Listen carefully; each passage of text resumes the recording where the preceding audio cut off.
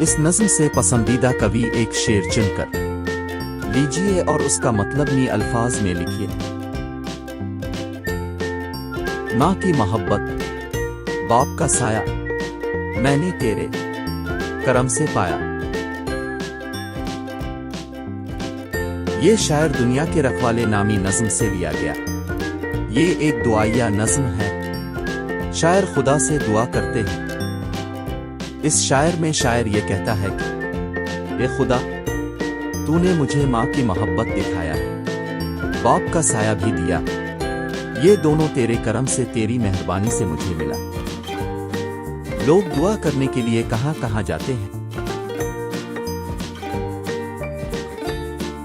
ये मंदिर है, ये मस्जिद है, ये गिरजाघर है।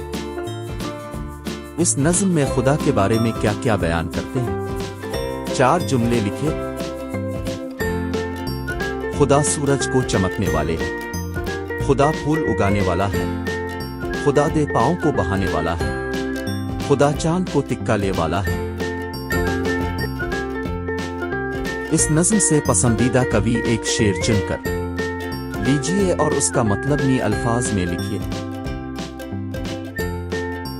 माँ की मोहब्बत, बाप का साया, मैंने तेरे करम से पाया।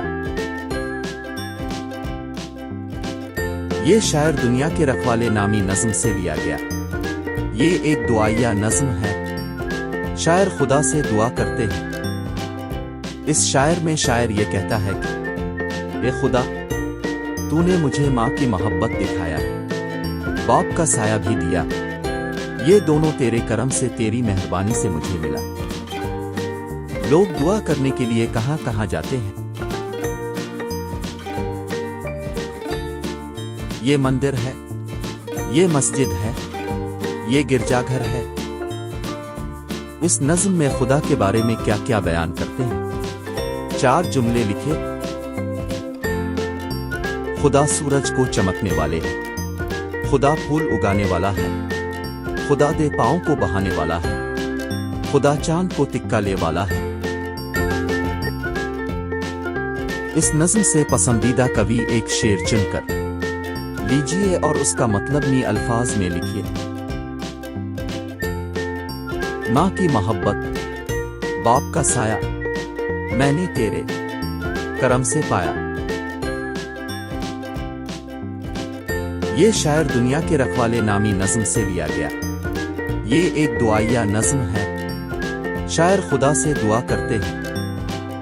इस शायर में शायर ये कहता है कि ए खुदा, तूने मुझे माँ की मोहब्बत दिखाया, बाप का साया भी दिया। ये दोनों तेरे करम से, तेरी मेहरबानी से मुझे मिला। लोग दुआ करने के लिए कहां कहां जाते हैं। ये मंदिर है, ये मस्जिद है, ये गिरजाघर है। इस नज़्म में खुदा के बारे में क्या क्या बयान करते हैं। 4 जुमले लिखे।